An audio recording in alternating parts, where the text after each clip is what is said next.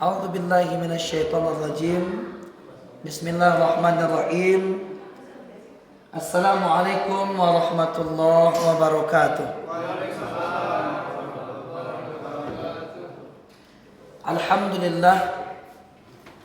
Alhamdulillahilladzi arsala rasulahu bil huda wa dinil haqq liyuzhirahu 'alad dini kullihi wa kafa billahi shahida. Asyhadu an la ilaha illallah wahdahu la syarika lah. Asyhadu anna Muhammadan 'abduhu wa rasuluh sallallahu alaihi wasallam la nabiyya ba'da amma ba'd. Kata penghormatan yang sama kita hormati pengurus musholla Baitul Amal beserta jajaran. Selanjutnya terhormat nenek mama, alim ulama, jadi pandai, suluh bendang dalam negari, kepai tampai bertanyo, kapulang tampai babarito. Seterusnya kepada tokoh-tokoh masyarakat, barisan orang Semando, beserta Mondo Kandung, kaum ibu, remaja-remaji, beserta anak-anak kita yang dimuliakan Allah Subhanahu wa taala. Hadirin wal hadirat rahimakumullah. Kembali kita bersyukur kepada Allah Subhanahu wa taala. Setelah Ramadan berlalu, Allah senantiasa menjaga hati kita, selalu terpaut dengan masjid, menjaga solat 5 waktu di masjid, memperbaiki kualitas ibadah kita tiap hari. Tentunya tidak mudah, karena mempertahankan nilai Ramadan lebih sulit dari pencapai. Bukti keberhasilan seorang Ramadan itu adalah nampak dalam dirinya 11 bulan ke depan tetap ada baca Quran, tetap solat berjamaah, tetap bersedekah, tetap menjalin silaturahim, tetap menjaga ukhuwah Islamiyah. Maka itulah yang orang-orang dikatakan berhasil di bulan suci Ramadan. Namun terkadang ada juga yang salah. Nah, sudah Ramadan santai ya balik.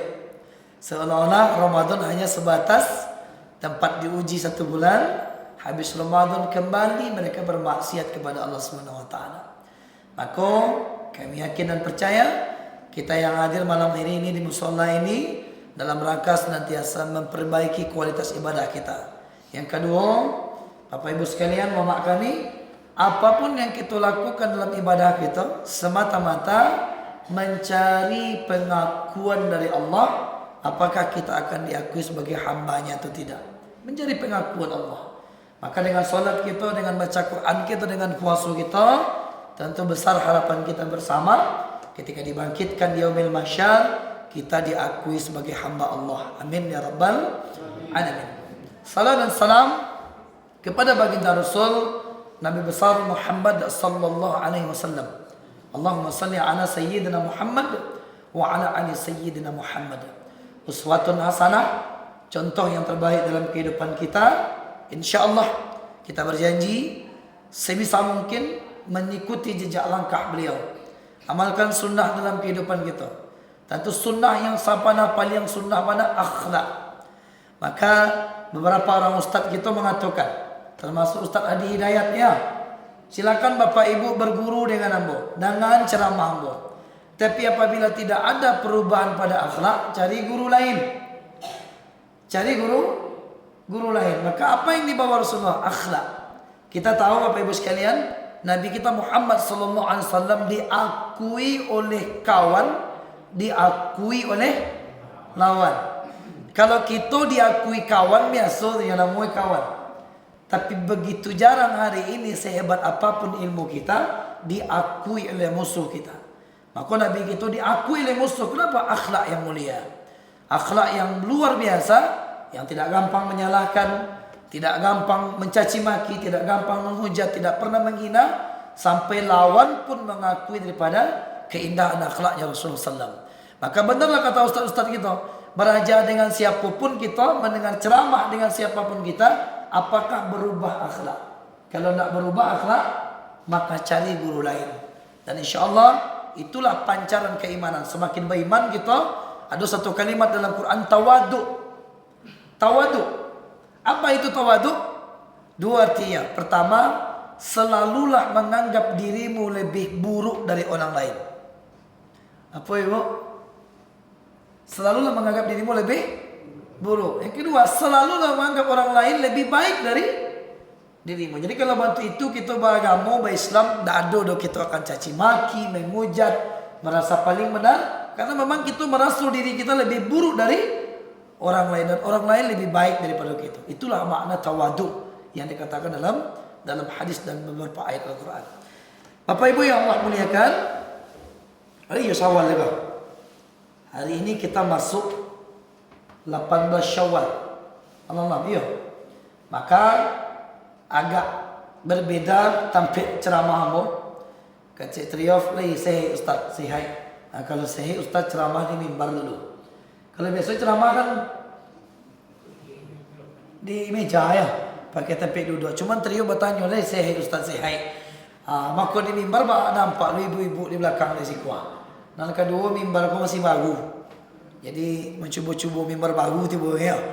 Dan kampik maka nak luamuh di bawah no. Tukang rekam lah diletak rekam di siku. Jadi kalau pindah ke bawah dipindah malah di bawah lamu urusan begitu. Insyaallah ambo tagak ini ibu duduk. Ambo tagak bukan berarti lebih tinggi ilmunya tidak. Tapi kalau mau tagak pun nampak ke belakang. Maka salah satu makna silaturahim itu apa? Silaturahim itu kalimat yang didasarkan menyambung silaturahim. Itu senasab. Senasab itu yang segaris keturunan dengan kita. Namanya silaturahim. Kalau kita tidak silaturahim, itu namanya menguatkan ukhuwah Islamiyah. Maka salah satu tempat untuk menjaga ukhuwah Islamiyah itu ke musala, ke masjid. Siana bapangke, siana kayu, sama si kau sedih. Ya nak? Kalau sujud tetap ke lantai. Dalai uang kayu do sujud ke dinding dicacah di kepala. Dalai itulah. Begitulah menjadi ukhuwah di dalam musala. Maka dibuat mimbar ku ada kisah. Dan inilah ceramahmu malam kini. Bapak Ibu yang Allah muliakan, kalau kita Aidil Fitri, ucapan yang acok kita sampaikan apa? Mohon maaf lahir dan batin. Ternyata kalimat ini salah. Walaupun kita tidak menyalahkan secara konsep. Yang batu itu kalimatnya apa? Mohon maaf zahir dan batin. Apa Pak? Cuman kok tidak bisa ditukar, ada masalah. Tapi kenapa zahir? Zahirku ini fisik, batin hati. Maka dahulu Rasulullah SAW tidak pernah berkhutbah di atas mimbar. Mimbarku adalah usulan seorang sahabiah, sahabat perempuan, de ibu yang mencari Nabi. Di mana Rasulullah berceramah, berkhutbah, bersandar di pelepah kurma. Sehingga sahabiah aku mengatakan, ya Rasulullah, aku punya seorang budak yang pandai memahat kayu, pandai membuat kerajinan dari kayu. Bagaimana kalau seandainya engkau ya Rasulullah, aku buatkan sebuah mimbar agar engkau ceramah dan khutbah nampak oleh sahabat-sahabat yang paling belakang. Tu makanya sampai kini dah tukar tu. Mimbar yang ada di Madinah tu memang lah ditukar, tapi proses awalnya tetap. Apa itu? Mimbarnya Rasulullah itu 3 tingkat. 3 tingkat. Dari awal dibuat mimbar Nabi itu pun 3 tingkat. Siapa yang membuat? Sahabiah. Maka secara otomatis Bapak Ibu sekalian, mimbarku bid'ah lah. Kalau begitu mimbarku bid'ah lah. Bid'ah karena memang bukan kehendak Rasulullah, tapi usulan seorang sahabat perempuan. Apa kata Nabi? Tidak menolak. Babuelah Nabi ke mimbar untuk tampil ceramah. Dibuat oleh seorang budak sahabiah tadi. Akhirnya berceramahlah Nabi datang mimbar.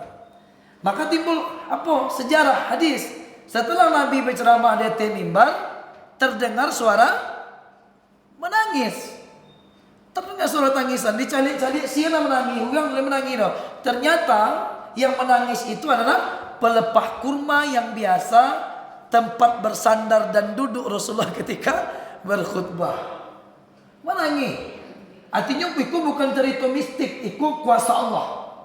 Kalau dipikir kan mistik mana nak mau pelepah kurma yang batuk pelepah sawit tu nak kayak duit begitu kan? Tapi ini sahih. Siapa yang menangis? Dicalik kiri kanan tak ada yang terang menangis. Jadi orang tak ada menangis. Ternyata yang menangis itu pelepah kurma yang dijadikan Rasulullah sebagai tempat berkhutbah sebelum dapat mimbar. Bayangkanlah tuh, pelepah kurma saja dia acuhan Nabi menangis. Kita nak menangi gitu nah. Melanggar hukum. Apa yang dikatakan Nabi kita langgar, apa yang diperintahkan Nabi kita langgar ya. Berikhlamlah, berukhuwahlah, jangan sampai kita langgar bermusuh-musuhan gitu. Menangis melupakan kurma. Kenapa? Tidak dijadikan lagi tempat kubah Rasulullah. Jadi apa yang bid'ah lo?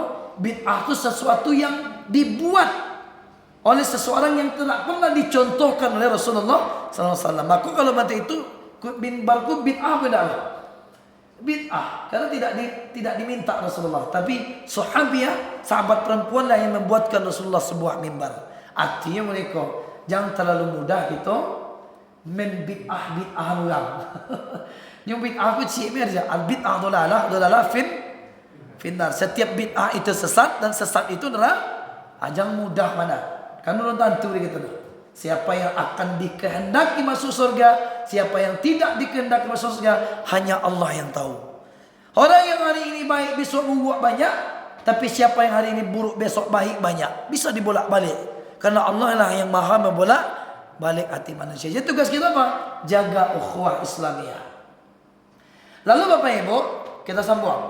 Yang batu itu mohon maaf zahir dan makanya Nabi mimbar yang dibuat seorang sahabiah tadi dipergunakan Rasulullah untuk berkhutbah dan berceramah. Suatu ketika sakitlah Nabi gitu. Sakit yang begitu lama, lalu Rasulullah SAW memaksakan untuk datang ke masjid. Gadang hati sahabat. Nabi nak cegah. Sudah lama kita tidak jadi makmum di belakang Rasulullah. Kan begitu. Tiba-tiba ternyata Nabi datang bukan untuk berceramah, bukan untuk berkhutbah di mimbar yang dibuatkan tadi. Untuk apa? Meninggalkan pesan Bapak Ibu. Tertati-tati, sakit, lalu tidak punya kekuatan, dipaksakan Rasulullah berdiri di atas mimbarnya. Kalau nak mencari mimbar Nabi di Madinah, beda dengan mimbar kita. Kalau mimbar kita masuk di muka nak. Kalau mimbar Nabi masuk di belakang, 3 tingkat. Ya Rasulullah, engkau ingin berceramah, engkau ingin berkhutbah? Tidak. Aku sedang sakit berat. Dan sudah berapa kali Jibril menyampaikan kepadaku, tidak berapa lagi umurku. Sudah masa-masa terakhirku datang kepadaku. Allah sudah banyak menyampaikan pesan akan aku akan kembali kepada Allah. Aku datang ke sini berdiri ingin menyampaikan mohon maaf zahir dan batin. Zahir dan batin. Apa itu zahir? Fisik. Apa kata Nabi? Zahir itu apa ya Rasulullah? Pernahkah aku menyakiti fisik kalian secara langsung? Pernah memanokok kalian? Pernah tertendang kalian? Pernah terlapuak? Pernah terjantiak? Itu yang zahir. Ketika pertanyaan itu disampaikan Rasulullah, beberapa saat terdiam. Beberapa saat terdiam sahabat-sahabat di belakang. Cuman aku utang. Kalau seandainya beko dikatuan indah, aduh, jadi utang dari Rasulullah SAW. Apa kata sahabat? Batagak surah. Izin ya Rasulullah. Apa itu? Nama sahabatnya Ukasyah. Dulu aku ikut berperang denganmu, Uhud, dan aku tepat berada di belakangmu. Dan ketika aku mencabut cambukmu ya Rasulullah, ingin mencambuk ontamu, membantu ikut ke belakangan, ujung cambukmu mengenai tubuhku di belakang. Dan itu sakit ya Rasulullah. Karena ujung cambuk itu sakit. Apakah itu hutang ya Rasulullah? Apa jawaban Nabi? Kalau memang engkau anggap itu hutang wahai Ukasyah, maka balaskan hari ini agar aku menghadap Allah tanpa punya hutang. Aku yang zahir. Zahir itu karena langsung di tangan awak, karena di kaki awak. Maka di agama kita, kalau ada orang membunuh, hukumnya dipangan? Dibunuh ya. Ada orang bertanya, kejam tu Islam tu Ustaz. Orang membunuh, hukumnya dibunuh pula. Ambo terangkan secara detail. Karena dia membunuh seseorang, gadang dosanya. Maka jalan satu-satunya agar termaafkan dosa zohirnya tadi. Membunuh itu kan zohir tu. Tikamnya, ditokoknya, tinjunya. Cara satu-satunya agar dosanya habis membunuh orang lain, inyung pun terpaksa dibunuh. Makanya ada kisah di zaman Nabi, orang yang dikisos dirajam putui lah tangga kapalu di badannya tersenyumnya mati. Tersenyum. Bertanya sahabat, bagaimana bisa ya Rasulullah seorang yang membunuh dihukum pancung, kepalanya lepas dari badannya, tapi dia tersenyum. Kata Rasulullah SAW, tahu tak kalian kenapa dia tersenyum? Ketika dia membunuh orang, dia pun dibunuh. Apa yang habis? Habislah dosanya membunuh itu. Dosanya membunuh orang itu habis. Yang kedua, dosa pribadinya dengan Allah pun habis. Paham tak? Paham? Tidak, bukan inyo yang membunuh. Alah mati orang dia orang yang membunuh kau tadi dihukum kisos, dibunuh olehnya. Rasulullah, para sahabat yang waktu itu jadi khalifah, ditetapkan hukum dia inyo membunuh orang, inyo pun harus dibunuh. Kalau hukum Islam dulu kisos. Ya ayyuhalladzina amanu kutiba alaikumul kisos. Sehingga apa? Kalau inyo dibunuh di Rasulullah dengan sahabat menjalankan hukum, dosa inyo membunuh orang tu habis, dosa pribadi sadua lahir semua itu habis perlu di mata Allah.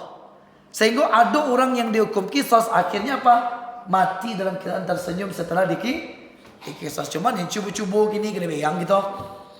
Kini hukum Indonesia, hukum demokrasi. Kau mentang-mentang anak dibunuh di inteno tengah malam ya, dibunuh olehnya gitu, masuk penjara. Itu hanya berlaku di zaman Rasulullah. Tapi kini berlaku juga baru di Arab Saudi berlaku tuh. Kalau dibunuh, dicari bak dibunuh, makanya pun wajib dibunuh. Gunoinyo dibunuh tuh abi dosa membunuh orang. Kenapa? Bayangkan kalau ada orang membunuh seseorang, ya hukum demokrasi syariat, pertama dikisos. Tapi kalau familinya memaafkan, dia tetap membayar denda. Berapa denda ya? 70 ekor onta. Bawa untuk siku ini. Ini Ustaz Teko. Kalau di harian kemampuan ke Indonesia, Yo. aku kalau Indonesia itu salah menurut itu kan. Betul Indonesia itu salah. Subhanallah. Oh baik pertanyaannya kayak kalau dalam itu memang ba'a demokrasi kanlah terbentuk dari dulu. Masuk penjajahan Belanda, merdeka kita mau demokrasi, mau sistem pemerintahan gitu. Nah, cuman kan kalau di kuku tu makoi orang-orang ada dulu kawan-kawan kita Hizbut Tahrir Indonesia. Tekan ada mama. Hizbut Tahrir Indonesia ketua Ustaz Felix Xiao. Ustaz Felix Xiao ko dulu ingin menciptakan khalifah. Cuman terbentur di demokrasi. Pada dasarnya mama, pada dasarnya tidak boleh diganggu gugat. Hukum Allah tu lebih tunggu dari hukum segala-galanya. Jadi mana menanggung soleh, kita menanggung indah, yang menanggung siapa pemimpin itu. Kita mengikutnya sama yang batang. Ada yang gayo Jumaat, ada yang gayo Sabtu. Ambo dek dapat khutbah di Masjid Al-Falah Jambak Sabtu bo gayo. Tapi nu bisa mo di kono, ambo Jumat mo gayo khutbah Sabtu, nu bisa dah. Haram hukum Haram hukum itu kalau mulia sana tu ya. Sabtu mo khutbah, Jumat mo khutbah. Bisa kan? Tapi kan ada hukum di situ. Misalnya orang Muhammadiyah misalnya, ambo pokoknya berbuku Jumat, biarlah besok khutbah. Ndak boleh. Ndak boleh. Atau boleh terbalik. Terbalik mereka Jumat orang minta khutbah, Sabtu minta khutbah, dua kali khutbah. Ndak boleh bisa. Ndak boleh bisa dah. Sama je tadi berbuku Jumat, rayo Sabtu. Haram hukumnya. Itu syariat. Jadi syariat itu tidak bisa dibandingkan dengan hukum siapapun. Contoh, buang angin gitu, mohon maaf tangan tui. Kan angin keluar di panggung kita. Batal wudhu. Tapi ketika berwudhu, hendaklah dibasuh sampai buang angin tadi boleh. Boleh. Yang dibasuh apa ya? Muka, tangan, kaki. Padahal yang menyebabkan batal wudhu itu apa? Ada di belakang lubangnya. Tapi bakal bagian yang lain yang dicuci. Ku syariat. Cuman di demokrasi, aku mau menyampaikan ibda' bin nafsik. Apa itu ibda' bin nafsik? Mulai dari dirimu sendiri. Mulai dari keluarga. Baik menerapkan, menjadikan hukum Islam itu sebagai hukum yang terbaik dalam kehidupan kita. Seperti itu. Itu yang kurang lebih. Maka dek kisosku zahir. Bangkitlah ukasya. Dulu ujung cambuk mengenai tubuh ke Rasulullah. Itu sakit. Kecil Rasulullah. Bayar sekarang. Berang Umar, berang Utsman, berang Ali bin Abi Thalib, berang Hasan Hussein.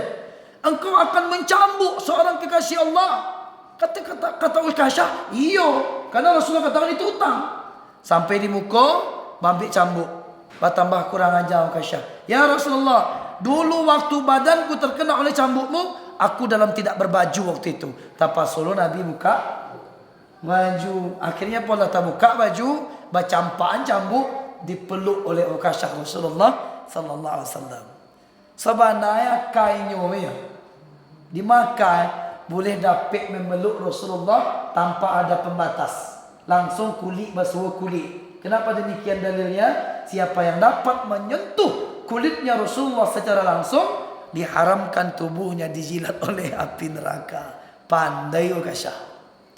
Kecil sahabat lain ke dipupuh nama lebih Nabi ya. Tapi yang paling penting poinnya apa? Nabi, amu lagi ke mama kau mak, kok datang bupati ke situ? Dia bupati presiden atau Jokowi ceramahnya hukum. Sama dulu Jokowi jadi orang biasa, pernahnya menyalang ke kita 5.000, 10.000 rupiah. Ya, tiba-tiba lah jadi presiden hadir di musola kita kembali. Bapak ibu-ibu, adakah aku berhutang dengan bapak-bapak ibu-ibu? Bagai, lagi kata Jawi itu indah. Tajawi itu enggak? Enggak, bagus nak tajawi. Sagan. Munyolah presiden. Batu itu juga waktu itu Nabi presiden. Nabi presiden tapi dengan lapang hati. Sahabat daripada takut jadi baban kelak oleh Rasulullah, tetap tampil. Kalau kita indak beko, buyun, beko butang 10.000 tangkuk saja. Ada rasa segan. Tapi dalam hal syariat itu tidak boleh. Maka Nabi sampaikan, ada tidak dosa zahir? Kalau ada bayi kini, daripada besok amba membawa dosa di hadapan Allah Subhanahu Wa Taala. Lalu yang kedua, mohon maaf batin. Kalau zahir, kena tangan, kena kaki, kena tekuk, kena tinju. Batin apa? Dosa yang tak tampak, menyakiti seseorang tapi bukan dengan fisik, tapi dengan perasaan. Apakah aku punya dosa batin kepada kalian?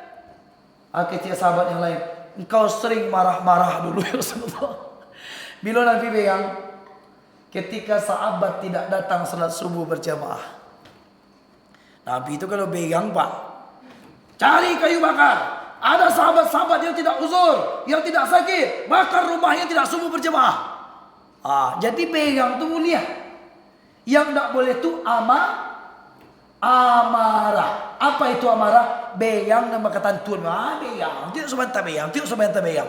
Tapi marah itu dibutuhkan. Kalau tidak lu marah, lu tidak lu beriman gitu loh. Contoh, mula beriman mu, nak bayang beyang kamu boleh dong. Tiba-tiba orang kecil yang Ustaz Ropi, apa? Bini Ustaz dibawa orang.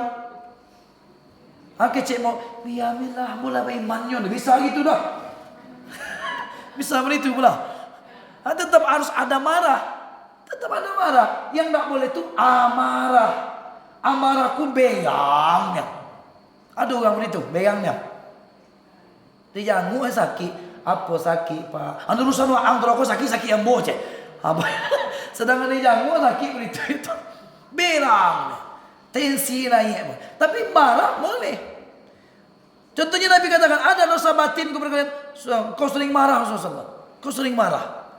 Kepada siapa engkau marah? Kepada orang yang lalai. Kepada orang yang tidak mau suruh berjamaah. Iya benar pak. Marah tak tu? Cari kayu api bakar. Kan berarti itu kata Rasulullah kan? Berarti marah.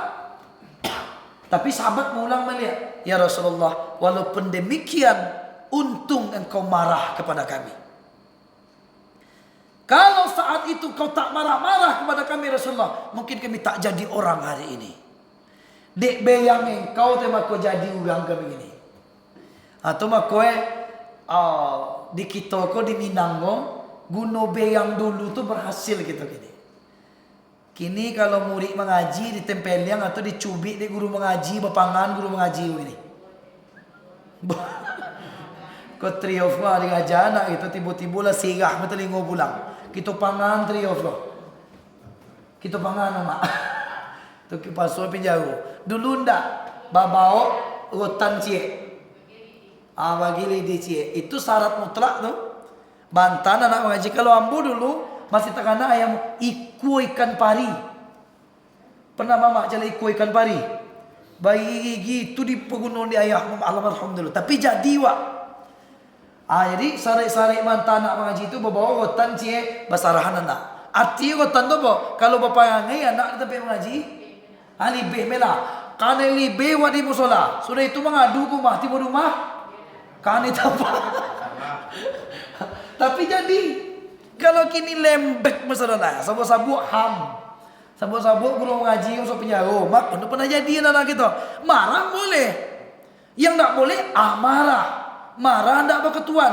Maka Nabi katakan, aku memarahi kalian agar kamu menjadi orang. Dan kata sahabat, kami telah maafkan marah Rasulullah. Itu dosa batin. Apa oleh dosa batin? Mau contohan ada kita si nak jadi anggota dewan. Nah, dulu sebelum jadi anggota dewan, tak buka mereka contohnya bakal sontit nampak orang Kini lah jadi anggota dewan, awas sao, titip. Oto pun itu lah berubah pula. Bagi kita yang kena titit lah. Tit kecil gitu nak. No nampak orang ada balas wati kita. Sial orang ni ya. Sombong lah teko. Kan itu ya. Dia klakson ni awak sementara orang entah. Sianya timbul dosa bat. Itu dosa batin. Sampai dikatakan dalam hadis yang sahih, apabila engkau memasak sesuatu masakan yang beraroma sedap, sementara di kiri kananmu ada tetanggamu yang bahkan dia tidak makan, lalu sampai aroma itu ke rumahnya, tiba-tiba awak makan, lalu dia berucap alangkah baiknya kalau dia berikan aku sepotong makanan itu, tapi no tibodo, maka itu dosa batin. Kalau dosa zahir nampak, dosa batin yang indah. Kau dosa batin sementara ini banyak wah. Dan cie partai Golkar, dan cie partai Petiku, anak mulai mau cara mencari boleh beda. Macam timbul sakit hati. Itu dosa batin. Maka apa tugas kita? Pilihlah sesuai keinginan hati. Kita kadang yang kasihan anggota dewan yang dipilih ya, caleg-caleg wah. Dan pengikut di bawah masih gigi.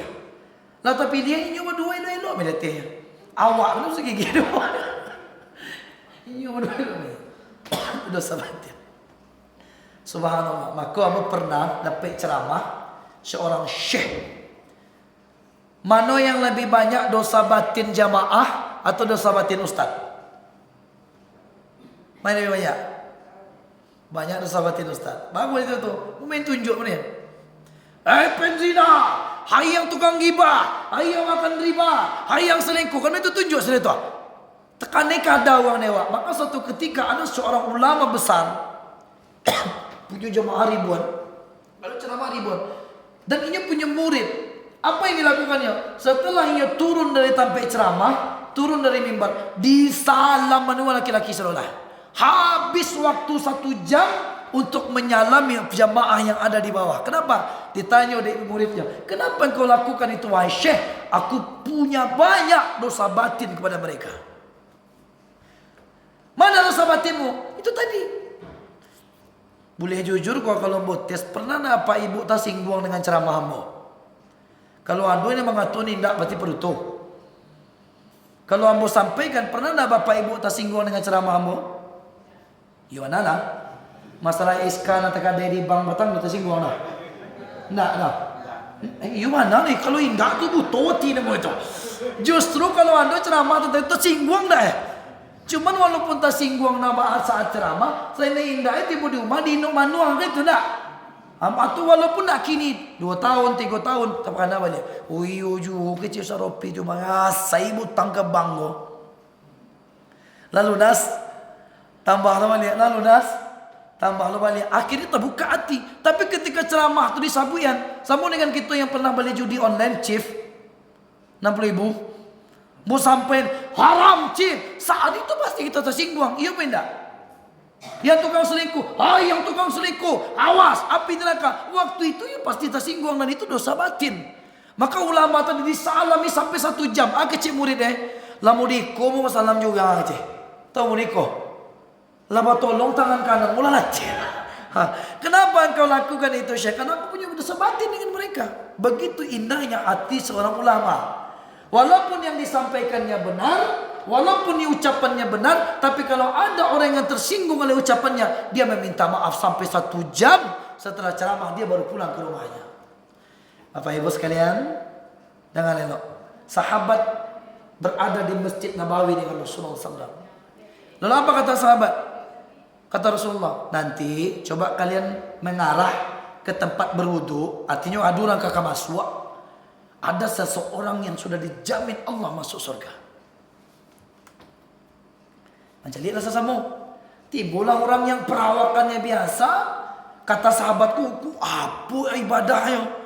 Apa amalannya hebat kok sampai-sampai Nabi mengatakan dia sudah masuk surga. Baca lihat tunggu-tunggu. Datang seorang budak, entah bantu-bantu apa, masih nampak mengalir air wudhu dari rambutnya basah sebenarnya. Sudah dicari orang sama, tak cangang ya. Mau dicari orang sesama. Tiba diambil, timbul situ, tiba di pintu, mau dikopak kamu saudara itu tercangang kok.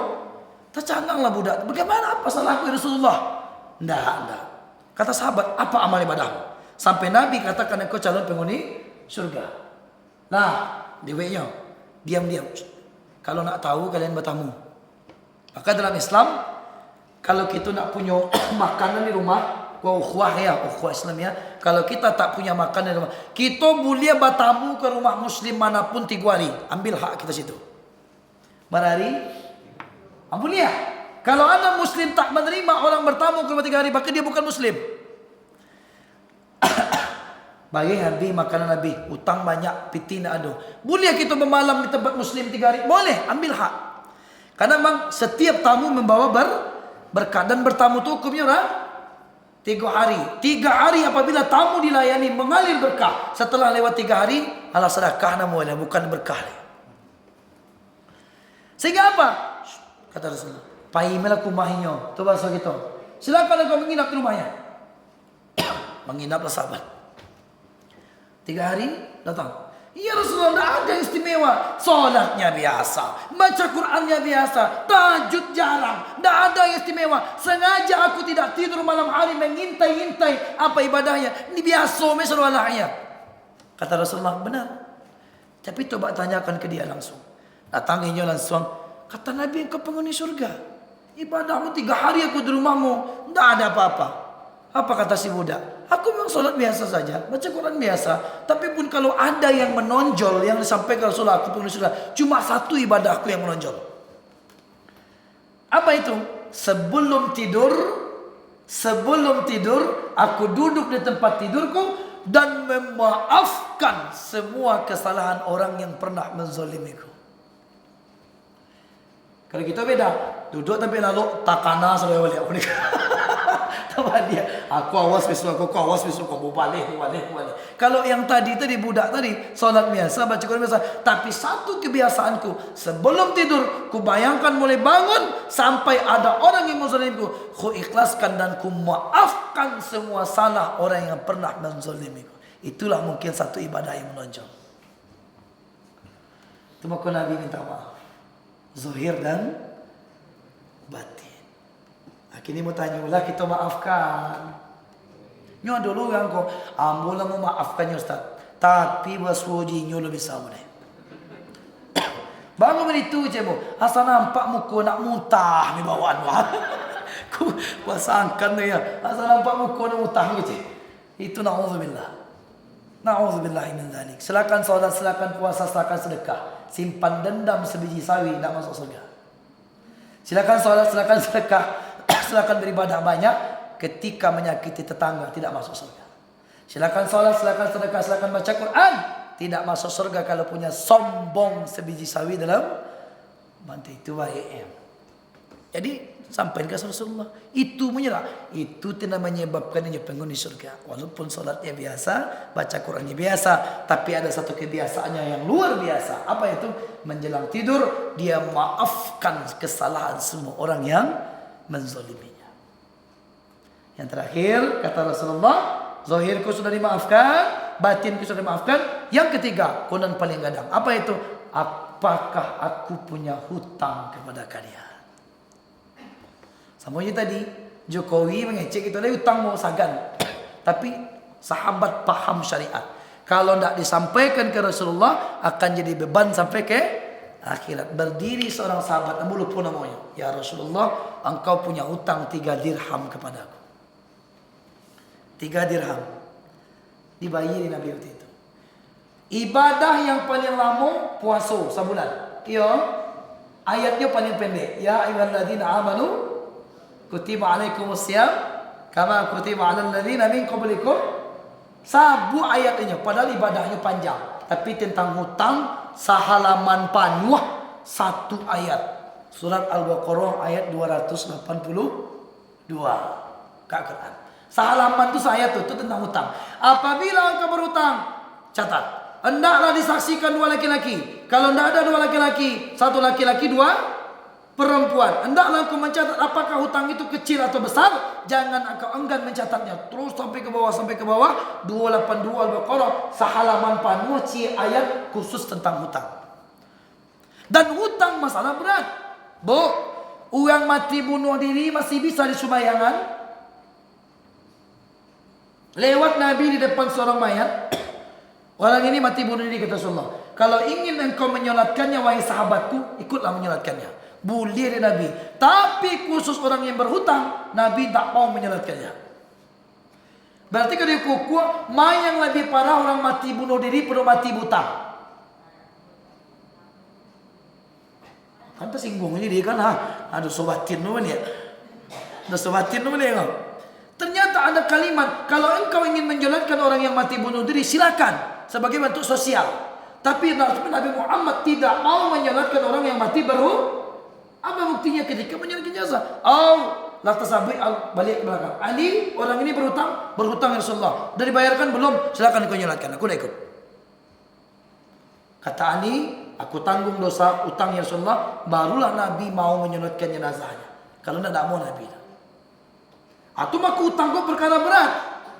Catat kalau mau utang, catat. Apa dicatat? Kalau sempat meninggal besok tidak tahu, cukup ahli waris yang melanjutkan. Ustaz ini saya taruh duit sama adik saya kan. 100 juga. Sebentar Pak. Penazar pergi haji. Kau kan diaku Ustaz, gimana? Tidak diakui apanya Pak? Iya, kan diaku. Hah? Saya berdua ambil Ustaz di musim pekan Jepang. Terus diambil sama dia. Terus diambil Pak. Tidak diakui. Memang kalau lo baca gitu pitih Pak ya gitu ya. Asa sudah nampak lah tukar satu ames besar mata hilang akal saya. Setiap yang bukan hak kita diambil tuh hutang. Sama je kuah. Awak salang pitih apa? Pak salang modal untuk berdagang 200 juta. Beko kalau bau untung mau bagi untuk apa? Ternyata nyo bau untung tak dibagi untuk beliau. Berarti hutang pun tak tu. Hutang. Ibadah yang paling lama puasa ayatnya pendek. Hutang sehalaman penuh. Pernah saya lihat 282? Terus halaman penuh. Satu ayat. Bukan 2-3 ayat. Ayat itu satu halaman penuh. Maka Nabi katakan, orang mati bunuh diri masih bisa disolatkan. Orang berhutang bisa solatkan. Dan kita boleh memilih. Apakah orang berhutang kawak 20 juta. Tiba-tiba setelahnya mati. Tak ikhlas ambodo. Apakah memang kita dianggap orang tak beriman? Tidak. Itu hak kita. Boleh diikhlaskan, boleh tidak. Kah itu bukan berarti bukan tak beriman. Orang itu iya nak. Piti 20 juta kok payah dicari ya kan. Tiba-tiba tak dibayar, ditagih tak itu. Maka menagih hutang hukumnya wajib. Malah waktu itu boleh. Mana hutang petang? Baku berang. Kena janjinya ingkar. Katanya sebulan. Habis itu apakah memang dengan beyang-beyang tadi minta hutang wadah beriman sedang menjalankan hak gitu? Kalau tidak diminta, siapa yang tak meminta hutang saudaranya telah sama dia menjerat leher saudaranya sendiri. Aku minta. Kecuali nampak dia awak tak sanggup dia membayar, baru ikhlaskan. Tapi ikhlasnya jadi raut wajahnya. Kalau mereka ambil ikhlas, itu betul tu. Tapi kalau mereka ikhlas menyawang saya, aku agak beda. Itu di hati menurut tu. Bukan tidak beriman kalau tidak ikhlas. Kenapa? Urusannya sampai ke akhir. Cuman siapa yang sudah mengikhlaskan di dunia, satu contoh, hutang itu 10 juta. Lah ibu ikhlaskan. Yang 10 juta tadi sudah diganti langsung oleh Allah. Dalam urusan dengan ini oleh Allah diganti langsung. Tapi kalau bapak ibu belum ikhlas, yang 10 juta tetap dapat, tapi melalui proses yang di mana tak prosesnya? Cairinya dulu. Ditemui awak dulu. Selesaikan dulu. Hutang 10 juta. Pak Alonyo 5 juta yang orang yang hutang kawak kok dapat 5 juta. Yang 5 juta lebah. Agih lo doso akhirnya 5 juta. Prosesnya panjang. Sama aja mau kau ibu sakit, pai KRC. Mai yang lebih ingin mengantri atau bertemu dokter langsung? Tuh contohnya. Mengantri atau bertemu dokter langsung? Sama aja itu. Kalau yang 10 juta diikhlaskan lah bersuruh dokter langsung, karena balasan langsung dari Allah. Tapi kalau belum ikhlas, dapat juga 10 juta kan, tapi melalui proses. Ini dah Ustaz, saya suruh tuan rumah 1 juta, yang ada 14 juta. Baiklah 100 juta Ustaz. Sudah ada apa Ustaz? Tak ada lagi apa dah. Besok kita minta situ bapak kira. Bapak ikhlas tak? Tak ikhlas. Kalau tak ikhlas sampai nanti ke akhirat. Oh enggak, bapak tak salah. Tapi jangan dibunuh ya pak. Jangan dibunuh ya. Kalau bapak tak ikhlas itu hak bapak. Kapan ambil pak? Kapan ambil? Di akhirat kelak. Minta di akhirat. Bapak percaya ada akhirat? Bapak percaya ada akhirat? Pak, bapak percaya ada akhirat? Ya, alhamdulillah. Kita hormati bu. Kita hormati pertanyaan beliau. Beliau ingin menyampaikan nanti. Silakan bu. Kalau diminta, bagaimana kawak? Itulah dunia terbalik ini bu. Inyonan berhutang awak itu dikajai lah diam. Itulah dunia kini. Makanya bu pahami masalah hutang kau bagi kita kan. Kau nyampang awak berhutang, hati-hati je hutang awak. Kalau sempat awak tagihnya barang kawak sampai ke akhirat urusannya bu. Ibu akan tuntutnya di akhirat. Kan itu yang mau sampaikan tadi. Apakah dengan tidak mengikhlaskan hutangnya kawak awak dikatakan tidak beriman? Bukan. Karena itu hak awak. Boleh-boleh saja kita tidak ikhlas. Silakan nanti sampai ke Allah. Tuntut di hadapan Allah. Yang ngancak itu tadi nak antri nak sampai dan suang.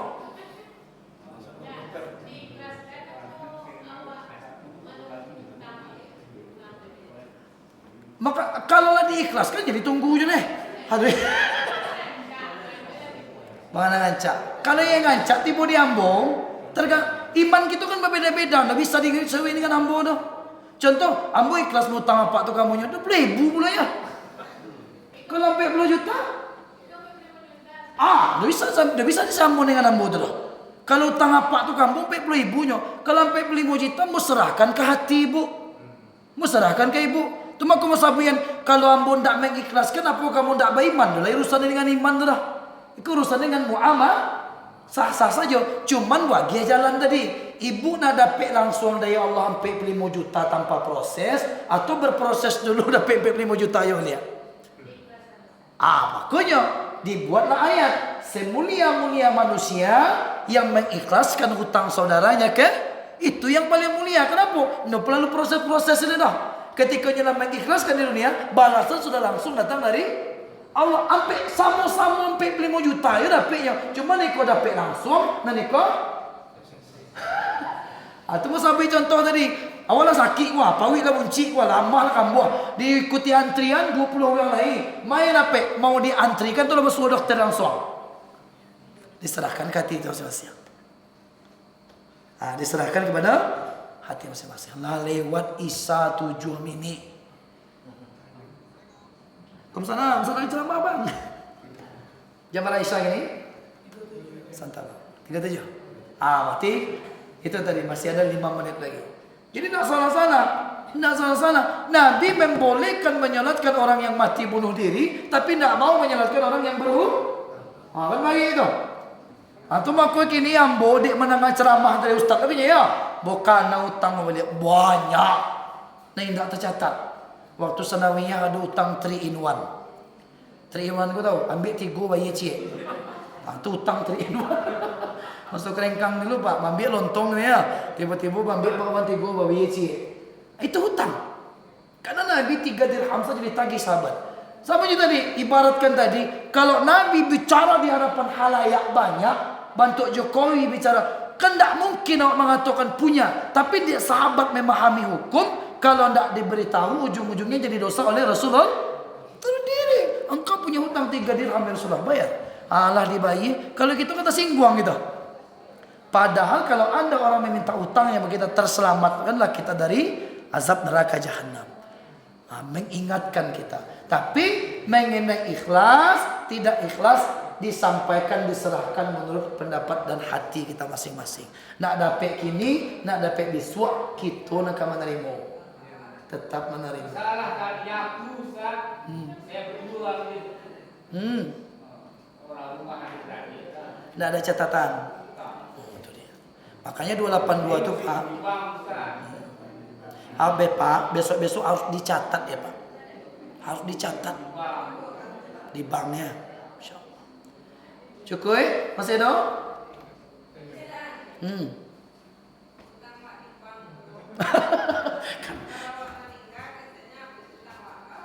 Makanya di situ letak ribanya.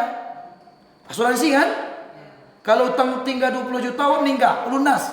Sementara dalam Islam ijab kabul itu harus jelas kan? Barang dibeli, barang dijual. Bakunya ada perjudian. Di setiap riba itu ada judi. Tahu tak judi? Nggak setimpal harga dengan harta judi. Asuransi contohnya apa? Judinya. Awak baru masuk asuransi, baru bayar 10 juta. Tiba-tiba auto melantak. Diklaim 200 juta. Padahal baru 10 juta. Atau sebaliknya. Lama bayar 500 juta, dan auto pun tak jauh lantak-lantak dah. Tapi ambil martil kan? Ambil martil, pang! Klaim asuransi. Yang jadi masalah, PT asuransi itu kan PT kita. Tapi bisa tak diklaim 100%? Tak bisa. Jarang asuransi yang bisa diklaim 100%. Di situ letak ribanya. Hak kita tak bisa diambil. Atau akadnya menerawang. Kalau mati, selesai. Gitu. Belum pernah menemukan hadis. Kalau orang berhutang, mati dia, selesai hutang. Tidak ada. Tetap dilanjutkan oleh ahli waris. Tidak bisa. Walau ada kisah. Hah? Kamu sampai kini belum menemukan yang syariah. Namu bank syariah cek. Padahal bunga lebih kadang daripada bank konvensional itu kan. Nah masa waktu 10 hari sebalik kalau mohon maaf zahir dan batin. Aku dapat sudah salat isya rupanya langsung pulang. Bersalaman gitu dulu. Kalau ada bekonan pulang tidak bersalamannya berarti megang ya kamu. Kalau lebih sabar kita tutup dengan doa kafaratul majlis. Subhanakallahumma wa bihamdika asyhadu an la ilaha illa anta astaghfiruka wa atubu ilaik. Assalamualaikum warahmatullahi wabarakatuh. Terima kasih ya guys sudah mengunjungi channel kami dan menonton sampai akhir video. And don't forget to subscribe ya guys. Semoga video ini bermanfaat. Jangan lupa ya guys, please jangan lupa klik tombol subscribe guys, karena subscribe itu gratis, dan semoga yang sudah subscribe selalu mendapatkan rezeki yang berlimpah.